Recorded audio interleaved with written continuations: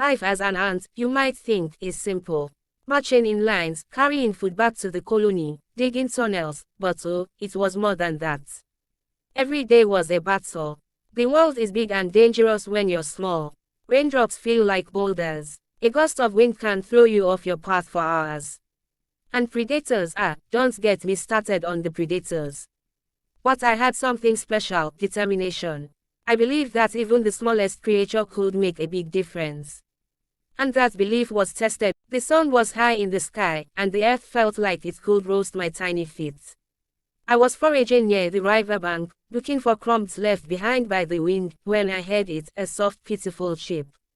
I paused, my antennae twitching. Curious, I followed the sound, and there, tangled in a hunter's net, was the most beautiful bird I had ever seen. Her feathers shimmered like the sky at dawn, blues and greens with hints of gold. But her eyes were filled with fear. She flapped her wings weakly, but the more she struggled, the tighter the net grew. "Help me," she whispered, her voice trembling.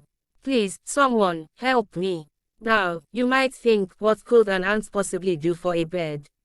But I remembered something my grandmother once told me: no acts of kindness, no matter how small, is ever wasted. So, I scurried closer. "Don't worry," I called out.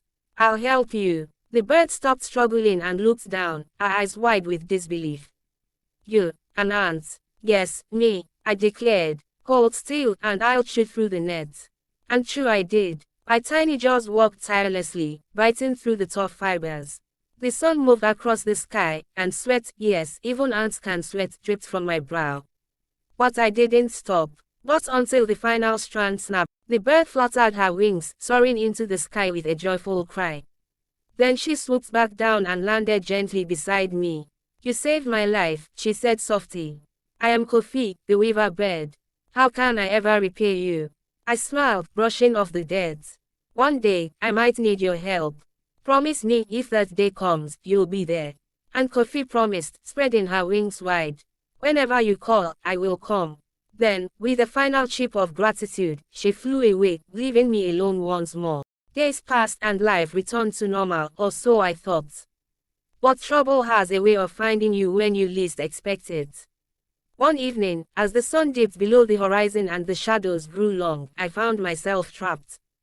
A flood had come suddenly, washing away the ground beneath my feet. I clung to a floating leaf, the water roaring around me like a hungry beast. I was terrified. The currents were strong, and I knew I couldn't hold on for long. "Kofi," I cried out into the night. "Help me." For a moment there was nothing but the sound of rushing water. But then, I heard it. The flutter of wings, a familiar chip cutting through the darkness.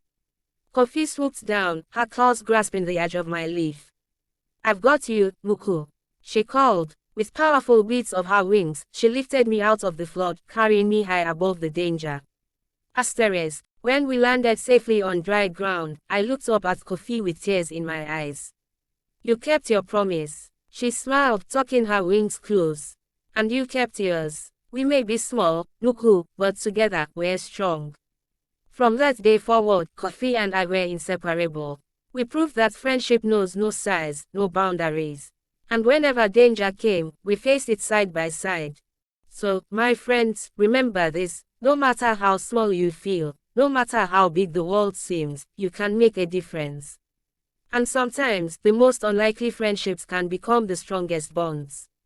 The ant and the bird, two tiny souls in a vast world, teaching us that kindness and courage can. Thank you for joining me on this journey, my friends. If you enjoyed this tale, don't forget to like, subscribe, and share it with someone who might need a little inspiration today. Until next time, keep your heart open and your spirit strong. Goodbye.